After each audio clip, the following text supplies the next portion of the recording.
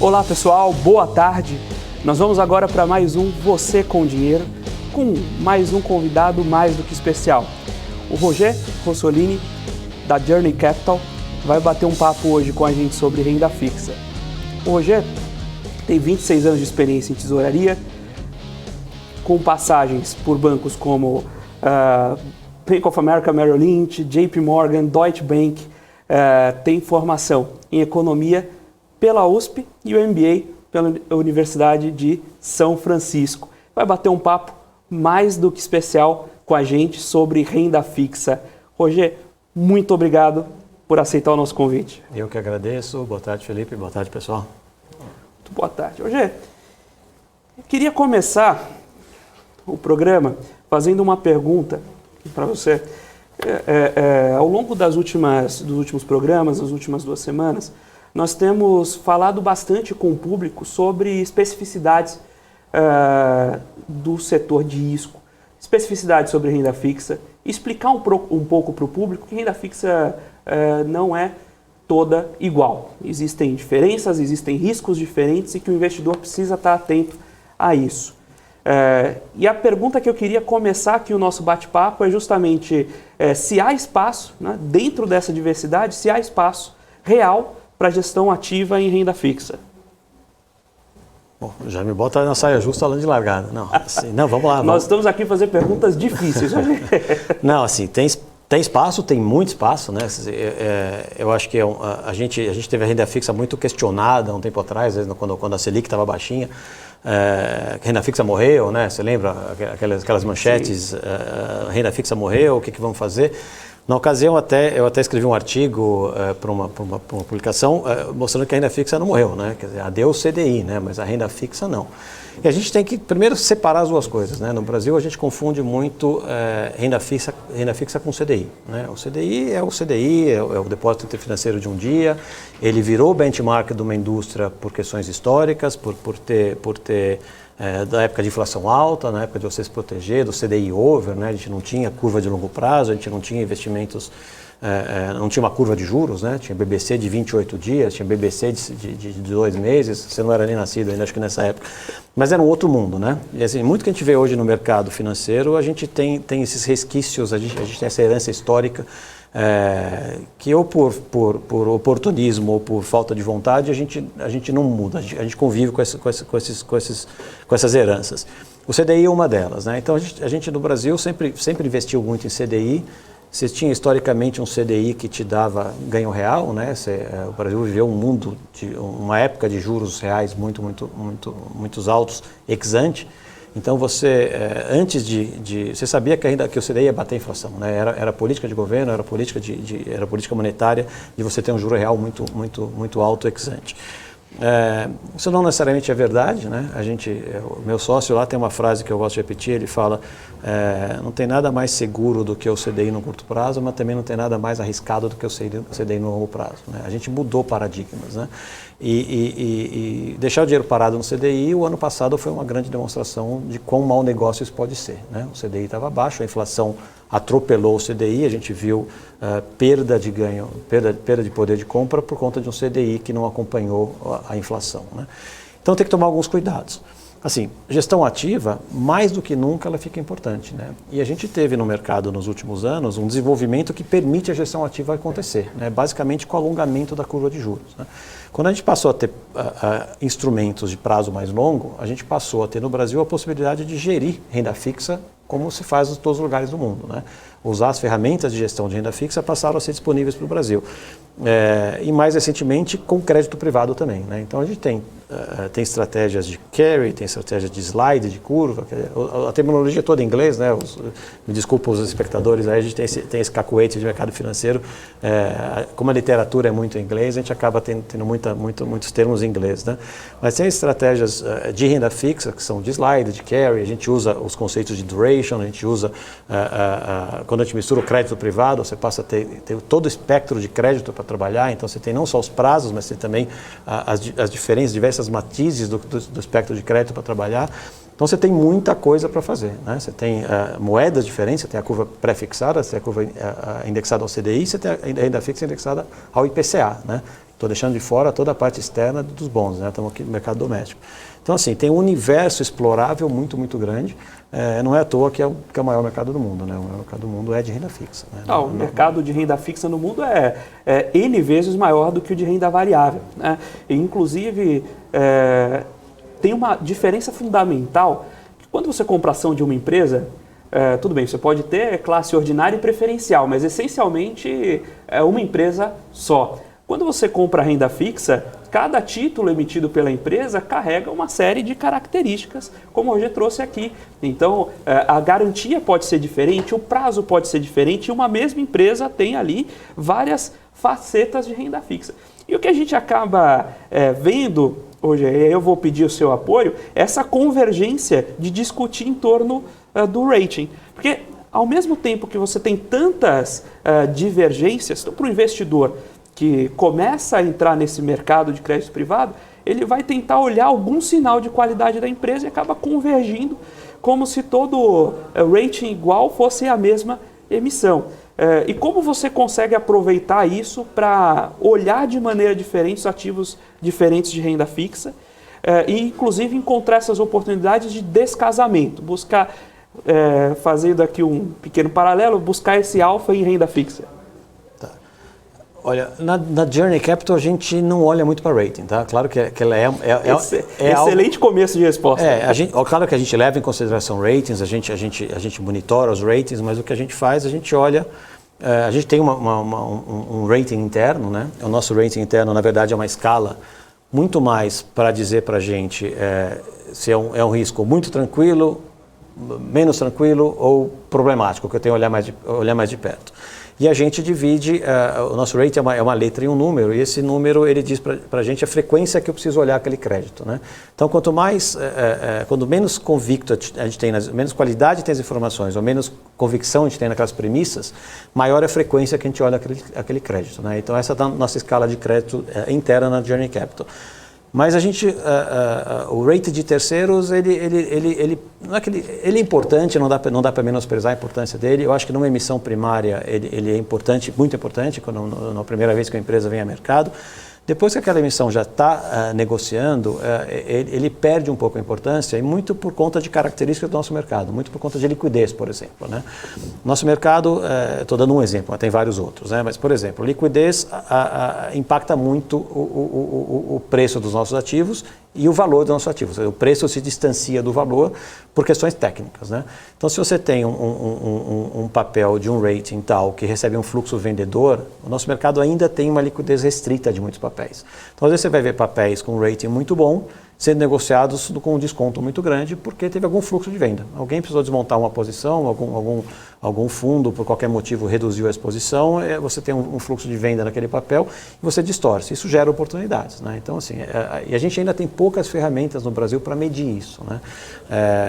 As pessoas os bancos, as casas de análise estão se desenvolvendo, estão criando bancos de dados, estão criando curvas próprias, os emissores estão vindo mais frequentemente ao mercado e você passa a ter uma curva daquele emissor. A gente vai construindo histórico, e à medida que você vai construindo histórico, você vai ter um ferramental mais preciso. Mas, assim, você pega distorções de mesmo rating por conta de vários motivos, por conta das agências diferentes que interpretam diferente, por conta de fluxos diferentes para determinados papéis, por conta de momentos de mercado, por conta de especificidades de um papel que já tem um rating emitido e ainda não teve uma revisão. Né? Normalmente as agências de rating são mais lentas em revisar um crédito do que o próprio mercado, né? Os analistas dos bancos, das gestoras e das corretoras, eles estão olhando aqueles papéis constantemente. Às vezes a agência de rating demora um pouco para mexer, para alterar um rating para melhor ou para pior, e o mercado já se antecipou, né? Então o rating para prever futuro não é tão bom quanto a sua própria análise, né? A gente acha que... Essencialmente, você tem que construir o seu próprio banco de análise. Né? Você não consegue se ancorar nesse ferramental de mercado e justamente aí você consegue, digamos assim, encontrar essas oportunidades. Se o mercado em média precifica num canto, você consegue enxergar essas nuances, você acaba saindo na frente. Agora, para chegar nesse nível de detalhamento, eu imagino que você tenha que observar um nicho, né? E seria impossível você olhar todas as emissões. A gente está falando de milhares de emissões se você fosse olhar o mercado de renda fixa, ainda que local, como um todo, umas centenas, com frequência. Como então funciona isso? Você primeiro faz um corte de quais nichos, de quais setores olhar, e aí você vai conseguir aprofundar a partir dali, ou não, você consegue fazer macro seleções a partir de indicadores quantitativos e depois você vai fazendo recortes? Não, eu vou falar um pouquinho da Journey, que é um pouco diferente, quer dizer, cada casa tem a sua especificidade, né? Quer dizer, na Journey a gente fez uma opção de iniciar o nosso esforço com a infraestrutura, né? Então a gente focou no mercado de infraestrutura para iniciar as atividades da gestora, e a gente acabou ganhando uma especialização em infraestrutura, que foi o corte que a gente desenhou, né? Na ocasião, por que a gente fez isso? A gente partiu de uma premissa, né, quando a gente viu uma mudança de paradigma, principalmente na atuação do BNDES, que a gente viu o BNDES, isso foi mais ou menos da época, logo depois, na época do governo Temer ainda, onde aquela lógica anterior de um governo do BNDES muito ativo, emprestando para os campeões nacionais, emprestando dinheiro de longo prazo para a economia. A gente viu aquela lógica mudar um pouquinho, a gente falou, olha, o BNDES saindo um pouco, se afastando um pouco do mercado, isso vai abrir necessidade para o mercado de capitais cumprir essa lacuna, né? Foi isso que a gente enxergou. E nessa lacuna a gente falou, olha, onde que vem os maiores investimentos, onde que a gente agrega mais valor, onde que a análise é mais complexa, onde tem menos histórico, menos cobertura, e onde que a gente pode ser um diferencial. E aí veio infraestrutura. Então a gente veio da oportunidade macro, que era o BNDES saindo do mercado, para a infraestrutura, onde a gente teria mais valor a agregar, porque na infraestrutura a gente está falando basicamente de financiamento de projetos, né? Por conta da Lei 12.431, que é a lei que deu a isenção de financiamento para as pessoas físicas, aquilo trouxe uma enxurrada de investidores de pessoa física no mercado, comprando papéis de infraestrutura, essencialmente Project Finance, né, que são papéis de empresas, ainda projetos, que ainda tem que ser construído, às vezes tem que ser construído, é greenfield, às vezes tem muito risco atrelado àquele projeto, às vezes tem uma análise de crédito mais complexa, porque ela depende dos patrocinadores daquele projeto, do mercado-alvo daquele investimento. Então a gente falou, aqui tem uma oportunidade para a gente usar a nossa experiência e atender a uma dor aqui dessa pessoa física que está comprando esses papéis incentivados com uma capacidade de análise limitada em relação ao investidor profissional. Então foi esse o ângulo que a gente tomou na Journey, e a gente focou nossas atividades em infraestrutura, em renda fixa, em crédito privado de infraestrutura, que é o grosso das nossas operações até hoje. Então vocês já tomaram por esse foco. Bom, primeiro, vocês enxergaram uma oportunidade de mercado. Aqui no Brasil existe uma lacuna em infraestrutura e existia essa oportunidade das debêntures incentivadas. E aí vocês, então, optaram por levar esse foco e acabam acompanhando mais de perto esses projetos, que naturalmente garante uma vantagem na seleção e avaliação dos projetos. Agora, olhando um pouco para frente, ainda é o jogo de infraestrutura, ou seja, tem gap, vocês enxergam gaps, vamos continuar tendo emissões, vamos continuar tendo esse mercado demandante a crédito para vocês aproveitarem, surfarem, digamos assim, essa onda? Ou basicamente o que a gente está olhando agora é o giro no mercado secundário dos papéis que já foram emitidos? Não, pelo contrário. Assim, eu acho que a gente tem um desafio como nação de criar infraestrutura para poder crescer, né? Então o Brasil tem esse gargalo, e isso independente de governo, independente de resultado de eleições. Assim, a gente vê governos entram e saem, as necessidades de infraestrutura estão aí. Tem governos que são mais intervencionistas, outros menos intervencionistas, mais pró-mercado, menos pró-mercado, mas todos eles, independente da ideologia, já perceberam que precisam do capital privado para ajudar a desenvolver a infraestrutura do país, né?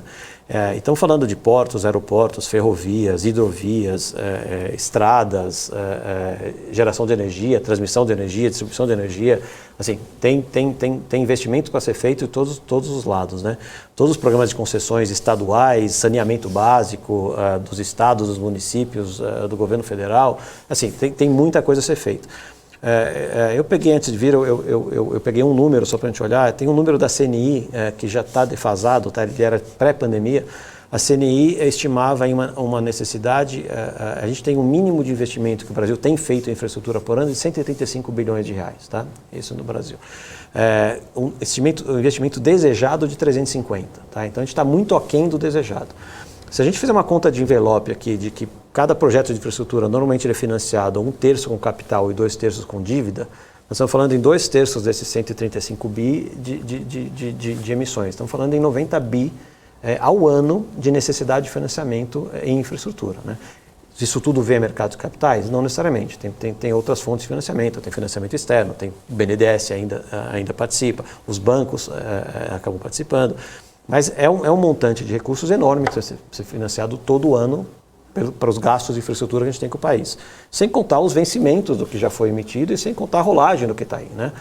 Então, assim, tem matéria-prima para várias gestoras de infraestrutura coexistirem e ajudarem a gerenciar esse pool de recursos que vão ser necessários. Só para dar uma ordem de grandeza do que representa esses 90 bi, o mercado de fundos investe em ações, por exemplo, 450 bilhões ao todo, né? Todo o pacote de investimentos até hoje. Em debêntures a gente está falando também na ordem de 300, 400 bilhões, ou seja, a gente tem demanda para dobrar isso a cada 4 ou 5 anos. Se todo investimento for financiado no mercado de debêntures, nós temos 90 bi de debêntures para serem emitidas por ano. Assim, tem papel para todo mundo. Agora, falando em ter papel para todo mundo, você comentando as análises que são feitas e como montar as precificações e mesmo os jargões que você trouxe do mercado, e naturalmente a gente pode também contribuir para a turma ir conhecendo e aprofundando, mas eu fico pensando, como funcionaria para um investidor na pessoa física se posicionar diretamente nas debêntures? Você acha que pode trazer sua palavra sincera? Você acha que faz sentido o investidor na pessoa física comprar sua própria carteira de debêntures ou é melhor ele ir para fundo e entender que o mercado é diferente, o jogo é diferente? Eu vou puxar a sardinha para o meu lado, mas não é porque eu estou puxando a sardinha para o meu lado porque estou aqui contigo. É porque a gente montou um negócio com entendendo essa necessidade, né? Eu não vou dizer que é temerário a pessoa física comprar papel direto, porque eu estaria exagerando. Tá? Você tem, quando a gente fala em debêntures de infraestrutura, e é onde as pessoas físicas investem porque elas se beneficiam da isenção tributária, que é uma decisão espetacular, a gente pode tratar disso no outro dia, porque assim, se a gente fizer a conta no ambiente de juros alto que a gente tem, de juros alto, juro real alto, além da inflação, e a gente fizer a conta do benefício que a isenção tributária te dá no longo prazo, é uma coisa assim astronômica, né? A gente tem alguns exercícios que eu posso dividir com vocês depois, para depois de passar, faz um programa à parte. A gente faz um programa só para... Mas merece um programa à parte. Tem uma oportunidade enorme só para as pessoas físicas entenderem o benefício dessa isenção fiscal, né? Mas deixando isso de fora, quer dizer, a pessoa física é atraída para comprar os papéis. E, por definição, esses papéis são projetos, né? Eles normalmente carregam algum tipo de risco, que não necessariamente ele é mais arriscado, mas ele é mais difícil de ser entendido, né? E a pessoa física ela compra muito pelo nome do emissor, né? Está ok fazer isso para alguns nomes, né? Quer dizer, tem alguns nomes, Petrobras, vai comprar Petrobras, vai comprar Vale, vai comprar essas grandes empresas que são de conhecimento público e algum tipo de liderança inequívoca no setor que elas operam e um tamanho e tal. Acho que não tem muito problema a pessoa fazer isso. Mas assim, a premissa básica do investimento em crédito privado é diversificação, né? A premissa básica de investimento é diversificação. Então, quanto que uma pessoa física sozinha consegue diversificar? Quantos nomes existem de emissores no mercado que você consegue fazer uma carteira diversificada o suficiente sem precisar fazer um monitoramento maior, uma análise mais profunda dos créditos que você está alocando? Então, assim, eu acho que precisa do fundo, precisa do gestor profissional, né? Não necessariamente fundo, tem um produto que tem crescido muito recentemente, são as carteiras administradas, né? As carteiras administradas de papéis isentos, na Journey Capital hoje é a maior fonte de crescimento, é onde a gente mais capta, tá? Porque são investidores que percebem o valor dessa renda fixa, percebem o valor de uma gestão profissional, e percebem que existe essa necessidade de monitorar esses papéis ao longo do tempo, né? Tem alguns outros motivos que são bastante importantes, que, por exemplo, são os spreads transacionais, né? Quer dizer, quando uma pessoa física hoje ela compra ou vende um papel, ela tem spreads grotescos, né? Os spreads são muito, muito altos, né? Isso não é maldade da corretora que está vendendo, do banco que está vendendo, não. Quer dizer, é claro que esses spreads poderiam ser mais justos se tivesse mais competição, né? Mas não é por isso. De novo, a gente tem um resquício histórico, né? A gente, lembra que eu falei lá da inflação alta, da época do CDI over, papel de 28 dias? Papéis de curto prazo, no Brasil e no mundo, são negociados na taxa. Né? Você vai no Treasury de 90 dias nos Estados Unidos, ele é negociado na taxa, ele não é negociado no preço. Bonds de prazo mais longo são negociados no preço. Né? Você compra um papel a 100 e vende ele a 100 e um quarto. Você compra ele a 100 ou vende ele a 100 e meio. Né? Quando se transaciona no preço, é muito objetivo quanto aquilo vale, quanto a pessoa física está pagando. Ela está pagando um quarto de ponto, ela está pagando meio ponto para comprar e vender. Esse é o spread que está sendo cobrado da pessoa física. Quando você transaciona na taxa, você fala, olha, essa NTNB aqui ou essa debenture aqui, eu compro a 6,35 e eu vendo a 6,25, você está cobrando 10 basis points de spread, ele é 10 basis points de spread sobre o duration daquele papel. Então, você pega um papel de 10 anos com 0,5% de spread de bid and ask, você está falando de 5% do preço. Né? Então, o custo transacional de comprar e vender um papel é 5%. Ninguém gosta de pagar 5% para comprar ou vender alguma coisa. Né? Quer dizer, se você for levar o carro para vender na Boca do Lixo em São Paulo, você vai pagar um spread parecido para vender o seu carro, entendeu? Então, você tem spreads praticados na compra e venda de papéis, por conta desse cacoete histórico da gente precificar na taxa, você tem papéis, você tem spreads de 0,5% na taxa, com papel que tem 10 anos de duration, né? Quer dizer... E aí, na prática, você está pagando um custo na cabeça ali gigantesco. O custo de transacionar um papel fica mais caro do que transacionar um imóvel, né? Quando você transaciona um imóvel, você paga 6% de corretagem mais cartórios, né? Quando você transaciona um papel líquido, você paga 5% na taxa, 6%, 7%. A gente teve um caso de um cliente que virou cliente nosso de carteira administrada, que ele comprava, ele era bem ativo na gestão dele, e ele tinha um papel negociado, ele foi negociar um papel num banco, e o banco cobrou 0,90 numa taxa de um papel que tinha duration de 9 anos. Era 8% no preço. Esse cara estava pagando 8% entre o preço de compra e o preço de venda do papel dele. Isso inviabiliza qualquer trade no mercado secundário. Então você não consegue fazer uma gestão ativa de um portfólio, uma pessoa física não consegue gerir ativamente um portfólio com esse tipo de custo transacional. Aí um fundo não paga esses spreads, né? Uma carteira administrada não paga esses spreads.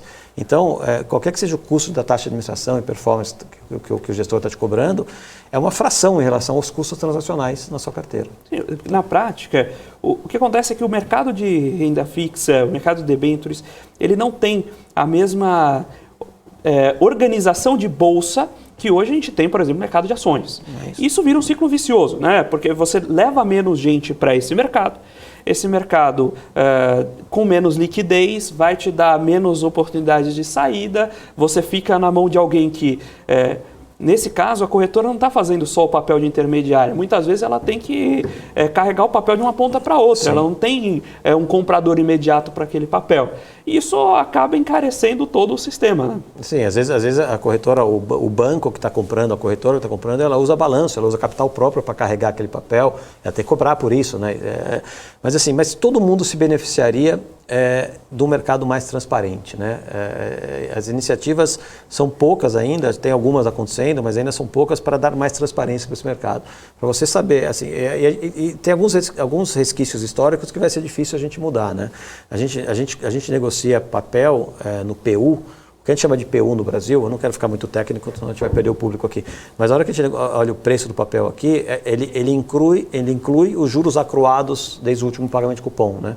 Quando você negocia um bond lá fora, ele não tem, você negocia o que eles chamam de clean price. O que é o clean price? É o preço daquele papel excluído os juros acruados. E aí a conta de juros acruado, ela é feita depois. Você contamina. Não contamina. E aí você tira um pouco dessa sujeira na hora... Fica mais visível. Então o preço, o bond ele é emitido sempre a par, ou perto do par, né? Porque então o cupom dele é o cupom do mercado na hora que ele foi emitido. É o juros que aquela empresa, aquele emissor pagou na hora de emitir um papel. Aquele papel sai a 100, né? Quase que por definição, ele é emitido a par. E ele vai negociar em volta do 100 ao longo do tempo. Você não está acruando juros, não fica transparente. Se você toma um desconto, fica evidente. Fica evidente. Se você está comprando, se está vendendo a 990, você já sabe Você consegue sentir. Você sabe, se o papel está negociando a 80 centavos do par e os juros não mexeu, você sabe que aquele crédito tem um problema. Se os juros do mercado está igual e aquele papel está negociando 20 centavos mais barato do que a emissão, não é um problema da taxa de juros, é um problema do emissor. Então, você passa a ter informações, aquele preço passa a te indicar um monte de coisa. No Brasil, se você olhar o preço de um papel, o PU de um papel de uma calculadora da Ambima, que não diz absolutamente nada. Né? Sobre transparência e como isso impacta o preço do papel, eu tenho uma pergunta que eu preciso fazer para você, mas eu vou fazer só no próximo bloco. Pessoal, a gente vai para o intervalo rapidinho e já volta com mais Você com Dinheiro, com o Roger aqui conosco.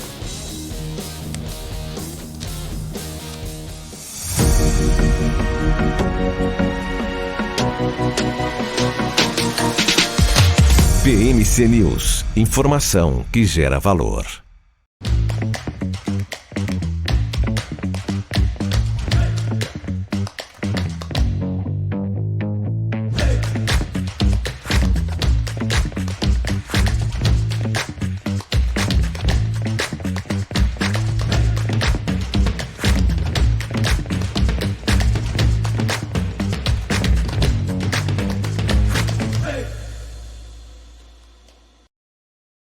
Você está cansado da mesmice? Negociando em plataformas com ferramentas desatualizadas? Falta variedade e funcionalidade? Aproveite nossa grande seleção de ferramentas de trade. Baixas taxas de negociação, suporte em português 24 horas por dia, com mais de 200 criptomoedas disponíveis para trade e a facilidade de depósitos com Pix. Aproveite o futuro agora. Bybit. Abra sua conta hoje mesmo. Bybit.com.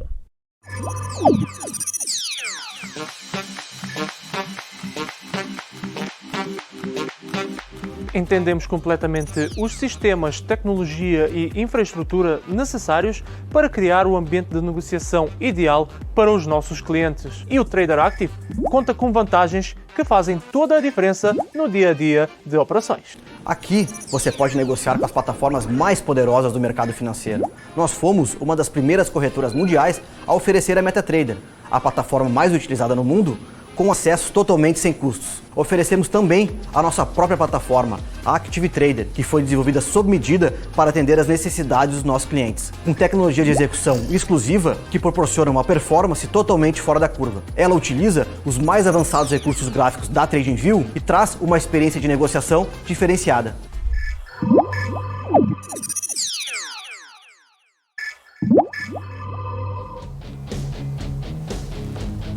Olá pessoal, estamos de volta com Você com Dinheiro e agora eu queria trazer aqui para o Roger uma pergunta, mais que uma pergunta, relembrar um caso que foi emblemático na indústria de renda fixa corporativa aqui no Brasil, acho que demorará a ser esquecido e eu espero que não seja esquecido, né, para que os investidores não cometam os mesmos erros duas vezes, né, que é o caso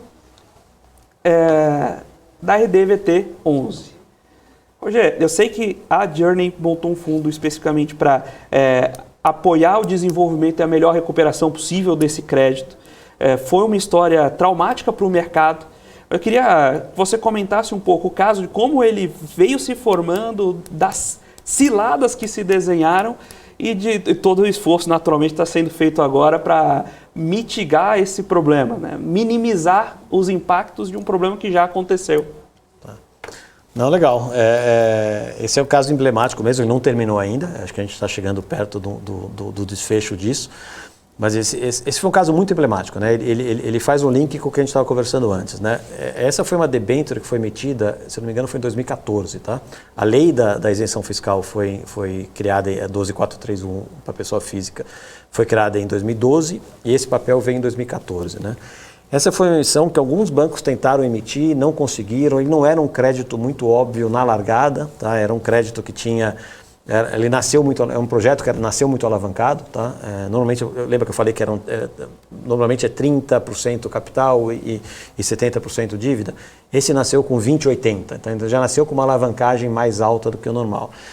E aí deu tudo errado, né? Quer dizer, todas as premissas que se tinha de tráfego para a rodovia não aconteceram, né? Elas estavam, ele foi, e não é que foi erro, não é que foi má fé, acho que não houve nada disso. O que houve é que esse foi um leilão que aconteceu em 2009, se eu não me engano, Naquela época que o Brasil estava na capa da Economist com o Cristo voando, né? A gente já teve o Cristo voando, já teve o Cristo descendo, cada vez, mas foi naquela época do Cristo voando.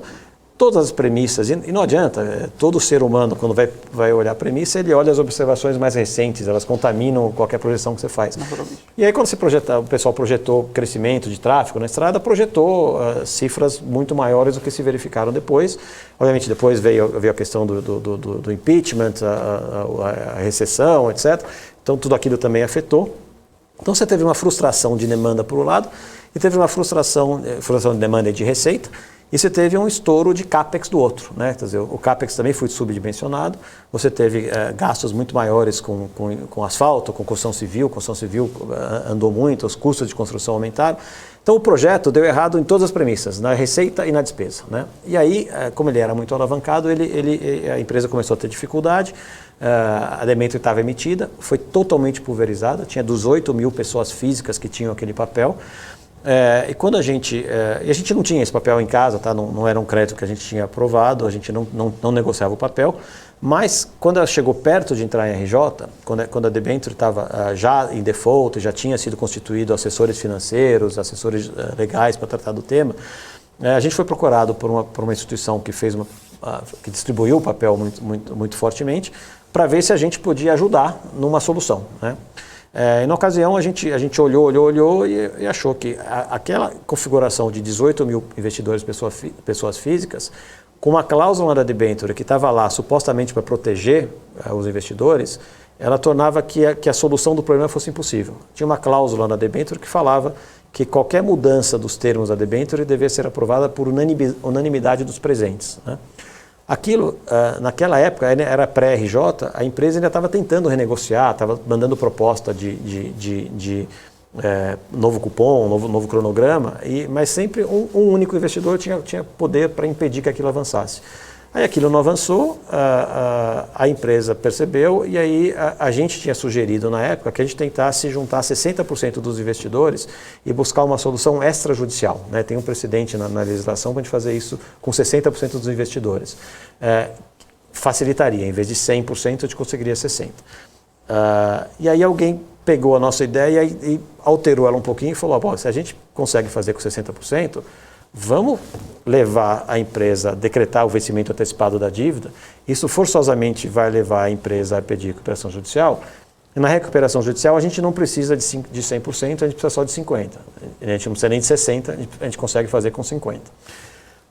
Fizeram isso, a gente ainda não estava envolvido com a operação, alguém tomou essa iniciativa, ou eu não sei se alguém tomou a iniciativa ou se a falta de consenso levou a isso, mas o fato é que a empresa pediu recuperação judicial. Depois que a empresa pede a recuperação judicial, a lógica fica toda comprometida, né? Quer dizer, mudam os atores do processo, né? Você passa a ter um juiz ali no caso, você passa a ter assessores externos, você passa a ter advogados de falência envolvidos, os incentivos mudam completamente, né? Cada assessor contratado tem um incentivo diferente, os gestores daquela empresa têm um incentivo diferente, fica muito difícil chegar numa resolução. Ainda mais quando você não tem nenhum credor com poder de tomar decisão, né? Está tudo fragmentado. Aí foi que a gente viu a necessidade de tentar aglutinar debenturistas. A gente foi na CVM, a gente explicou a situação para a CVM, a gente pediu dispensa, a norma brasileira não prevê o que a gente fez, né? A gente acabou criando um fundo, pedido dispensa de cumprimento de algumas regras da 555, né? Que é a norma que regula isso. A CVM entendeu, deu a dispensa para a gente constituiu esse fundo com o objetivo de aglutinar o maior número possível de credores. A gente acabou tendo perto de 1.000 credores que aderiram, que aportaram as debêntures deles dentro do fundo. Com isso, a gente acabou se tornando o maior credor da companhia, a gente ficou representativo. A gente fez uma parceria com um family office chileno que também tinha exposição. A gente dividiu a tese com eles e eles acabaram também adquirindo debêntures nos mercados secundários para aumentar a participação. E aí a gente acabou formando um bloco que a gente conseguiria aprovar as matérias em assembleia, né? Essa que foi a estratégia do fundo. E aí os assessores jurídicos foram criando, os jurídicos e os assessores financeiros do condomínio, de todos os debenturistas, foram criando as soluções para o problema.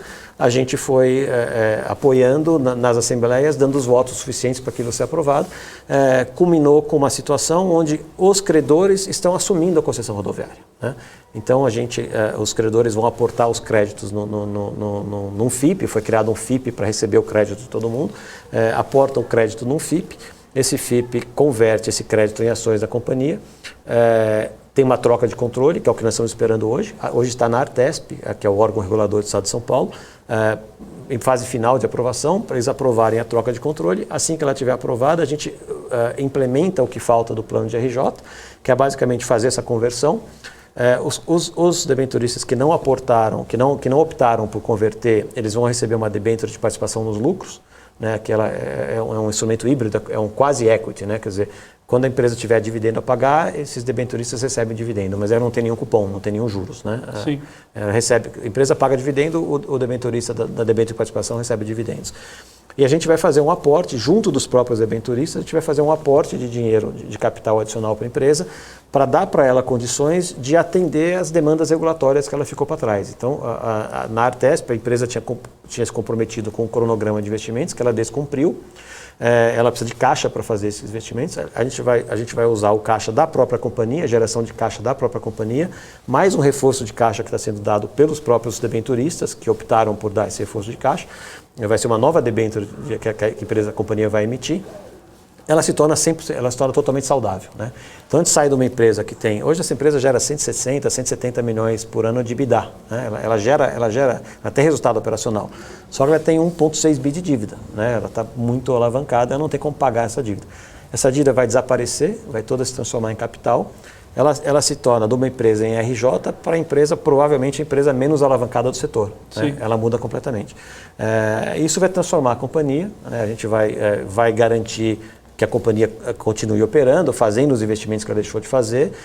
Então a gente atende aos usuários que vão receber aquilo que eles gostariam de receber, atende a Artesp e ao governo do estado com as regras da concessão, que volta a cumprir o cronograma, e resolve a situação dos debenturistas no momento seguinte, porque a nossa ideia não é ficar com a rodovia e a gente vender. Exatamente. Essa era a minha pergunta imediatamente subsequente. Então, quem vai fazer a gestão da companhia? Porque... A gestão da companhia, ela tem gestão, o problema da companhia não foi a gestão, né? O problema da companhia ela nasceu muito alavancada e ela sofreu com as premissas equivocadas do business plan dela. Mas a companhia tem gestão, não sei se pontualmente precisa alterar alguma coisa na gestão, mas a companhia tem gestão, ela opera, recebeu até alguns prêmios recentemente operacionais. O problema da companhia é financeiro, né? Não é nem econômico, né? É um problema financeiro. Economicamente ela é viável, gera caixa, é operacional. Financeiramente ela tinha uma alavancagem, um problema de balanço desequilibrado, que a gente resolve com isso, né? Aí a ideia é uma rodovia sozinha operando, ela não tem ganhos de escala, não é a coisa mais sexy do mundo, né? Então a ideia é que a gente busque um parceiro ou financeiro ou estratégico, ou para clusterizar isso, quer dizer, criar outras rodovias e formar um cluster de rodovias para ter ganhos de escalas operacionais, para ter algum tipo de alavancagem operacional, ou a gente busque a venda para um parceiro estratégico, uma das grandes concessionárias, operadoras de rodovias que estão no Brasil, tem várias, tem outras que querem vir, a gente já teve contato com várias delas, mas a gente não pode fazer nada enquanto a gente não assumir efetivamente a rodovia. A gente vai assumir assim que a Artesp aprovar, né, troca de controle. Está nos finalmente, a gente ouve que está nos finalmente, está demorando mais do que a gente imaginava, né, porque talvez até um pouco de falta de experiência nossa de lidar com o setor público. O setor público tem muitos ritos, é muito processual, né? A gente olha o lado financeiro, resolve aqui, tica-tica, está resolvida, né? No lado do setor público a coisa tem ritos e processos que são mais lentos um pouco do que a gente imaginava. Mas acho que estamos ali na reta de chegada. Muito bem, depois dessa aula sobre o caso de rodovias Tietê,